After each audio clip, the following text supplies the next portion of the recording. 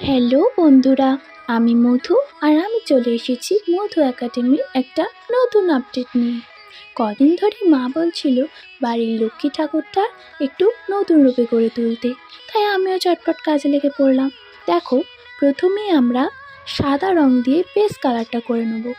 এরপর সাদা রঙের সাথে কিছুটা হলুদ রং মিশিয়ে আমরা শাড়ির কালারটা করে নিচ্ছি। এরপর একটা লাল ফেব্রিক নিয়ে আমরা কাপড়ের বর্ডারটা এবং ব্লাউজের কালারটা করে নিচ্ছি।